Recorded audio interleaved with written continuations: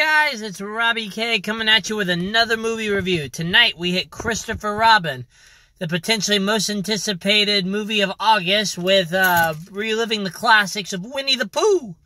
Now, if you're not a Pooh Bear fan, guess what? Probably not going to like this, and you're not interested in this movie. But for the bazillions of other people who are, tonight's movie is all for you guys. Now, as always, we're going to break this down into kind of a little background, stage 1 and stage 2 if you're new to the channel. So let's just kind of get going and roll with the first part of Pooh.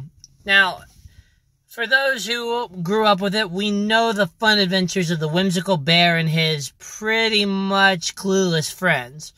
And the classic kind of cartoon that preceded my favorite generation, it was some of the most memorable moments of picturing a fat yellow teddy bear who loves to eat honey, all while searching for more honey and getting in trouble with honey. Eventually, when it got to the 90s and one of my favorite shows, The New Adventures of Winnie the Pooh back in the day, the adventures still had to do with honey, but kind of expanded a little bit more into other components that were brought up with the original series, and sometimes a little more adult than you might think it would have been. Then, of course, when the 2000s kind of hit and cartoons had to take a dip into the education for the 2-year-olds, Winnie the Pooh still maintained the same kind of voice work and whimsical nature, but kind of lost the adventure mode, and ever since then, it's kind of been lost to the wind of just being for kids and losing the imagination for many people. Yeah, there was a movie that tried to come out back in around the 2009, 2010, 11 range, but it was kind of a remake of one that came straight to movie and not the best received due to its shortness. Well, finally, in the age of Disney remakes into live-action films, we get Christopher Robin, a movie that actually showed the animals for what they were, stuffed animals, as well as brought it from a completely different perspective. And as always, Robbie's here to kind of give you his thoughts and reviews on it. Your stage 1 kind of simplistic review is, the movie is absolutely adorable, it's cute and family friendly. A movie with a pace that feels like a classic Pooh adventure from an angle of a classic Pooh adventure that just gets a nice modern tweak of having to grow up and finally push past something we always knew would happen with Pooh and the gang and Christopher Robin, at least from the classic series. It's very heartfelt, it's very warm, and while kids will enjoy some aspects of the movie, kind of my generation, the adult generation, are going to probably enjoy this a little more than the kids because of some of the choices that they made to do. Nevertheless, the animation is spot on, fantastic voice work, really brings the things to life, and writing that doesn't stray too far from the original in terms of capturing its charm, its magic, is almost like you're watching a live-action 90-minute segment of a Winnie the Pooh adventure. So, overall, can you bring kids to it? Absolutely. This is totally PG rated with very little scares, flares, pretty much no cursing, no implications whatsoever that could potentially warp or corrupt the mind of those who are absolutely worried about films doing it. So yes, this is probably the safest family adventure to hit the theaters this summer. So definitely take your kids to see it, as well as the fact of, if you're wanting to relive that fun imagination, check this one out. Now, we're going into the stage 2, so if you don't really care about the details or don't want any potential elements spoiled for you, now's the time to kind of duck out. But for those who like a little more in-depth, here we go with stage 2 review. Now, the first thing about it, what you always like to do is likes. And from there, before we get into stage 2, a shout-out probably to my friends Sherry at the movie theater, Mary, of course, who you guys have heard plenty about, Bill, because I know you like a shout-out to it, and that's probably who get the shout-outs today based on who I interacted with. But anyway, stage 2 review starts with the likes, as always. And the first thing I absolutely love about this, as you kind of got from the stage 1, is how charming and how much like an original episode it was. Christopher Robin doesn't necessarily start out in the classic sense, or at least not past the first 5 minutes. But with it comes a fantastic opening that leads to just a very charming nature that shows the qualities of Pooh and his gang, primarily the yellow bear himself. And as we kind of get into the next phase of Christopher Robin's life, because it is a movie about him, you eventually come back into feeling like those classic kind of old-time 60s, 70s cartoon vibe comes out, where a accidental prone dunce of a bear really just kind of brings us back into being a kid. It works phenomenally as he crosses the various terrains, especially putting Pooh in London, which, of course, there's no spoilers to it because it is in the trailer, so it's fair game for me. Regardless, it is just very much a whimsical, fun movie that will bring you back into nostalgia, even more so with the fact that the original voices of Tigger and Pooh, Jim Cummings, I believe is his name, is right back in there, and pretty much, it's almost like he never left doing the colorful voices of those two characters. As for the other actors, I can't say, of course, that they really match the decibel of the original crew. Unfortunately, some of them aren't here with us anymore.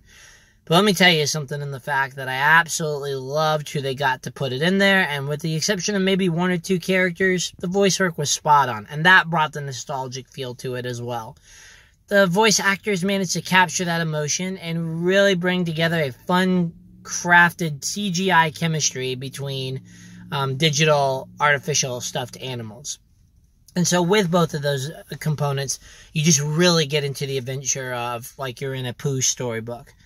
Now, in regards to something else with it, it's actually very funny because of the fact of the nostalgia factor. So if you're not a Winnie the Pooh fan, you're probably not going to enjoy kind of the bumblings of Pooh Bear, how much he rambles, or kind of just the random sayings that they do.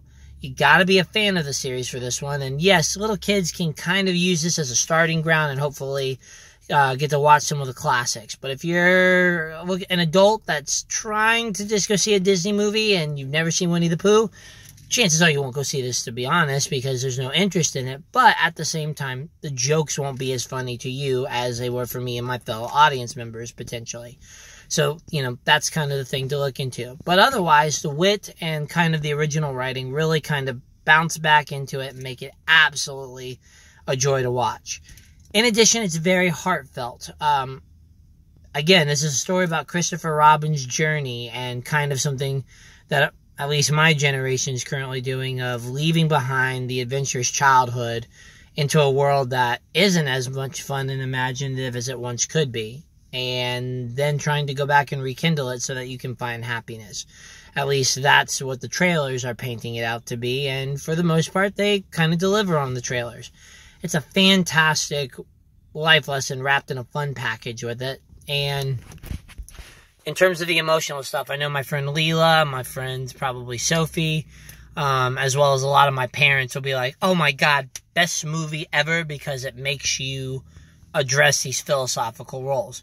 That's awesome. And so if you're liking that, you got that in this movie.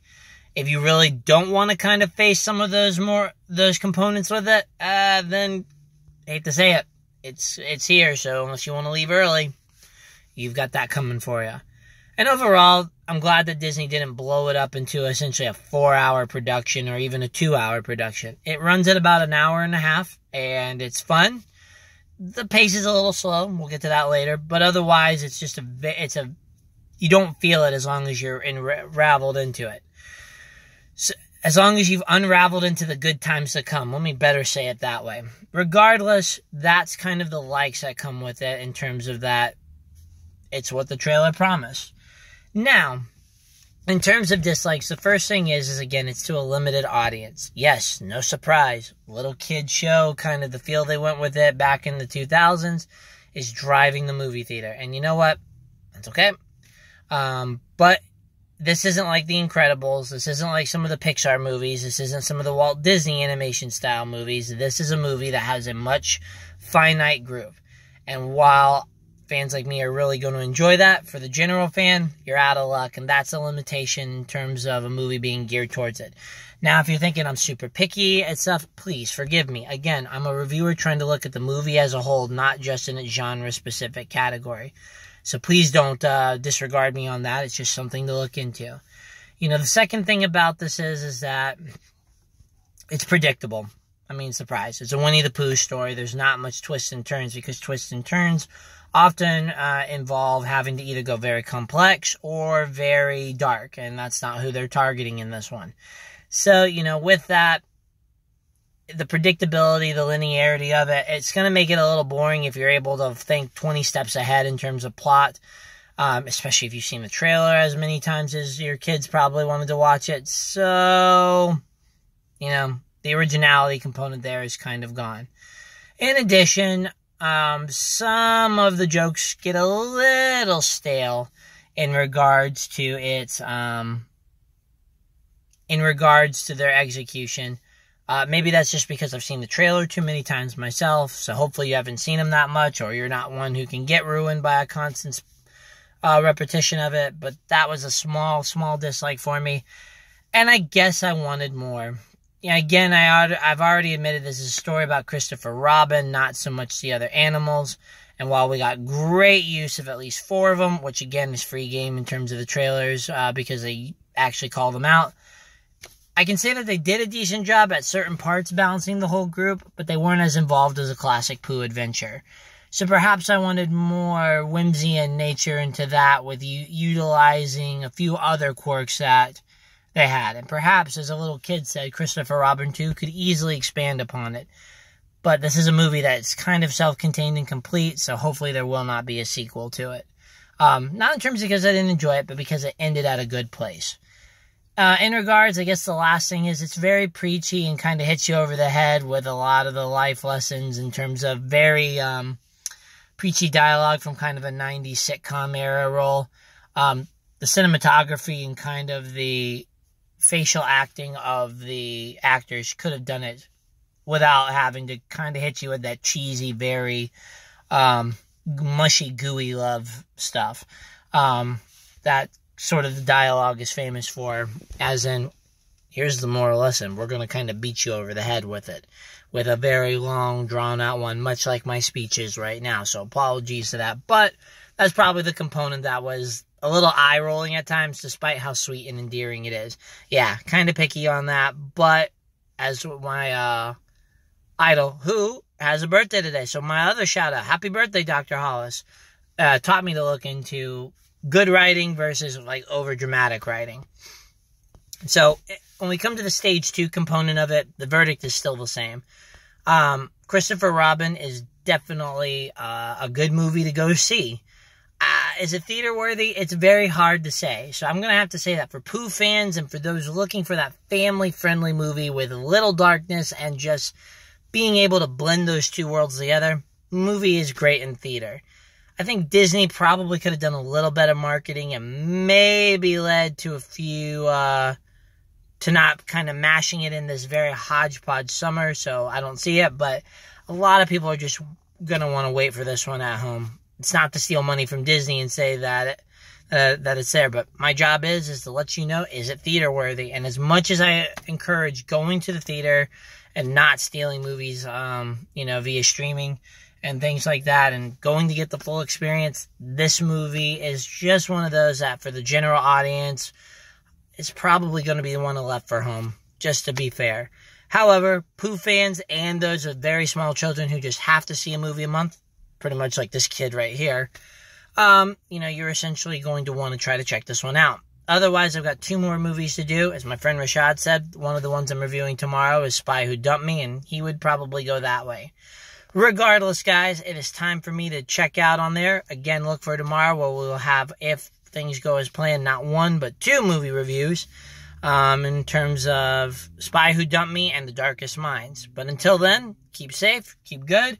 Please share, like, and of course, if you're watching this and looking to kind of have discussions as well as help me improve, I'm more than happy to kind of take requests. I haven't done other movies yet because I want to hear what you guys think and what can I improve on, so I don't waste your time and give you the best videos I can. Even though I know that there are professional YouTubers who are wiping the floor with me, I still would like to try to do a service and help as many people as I can. So until then, guys, peace out and have a good one.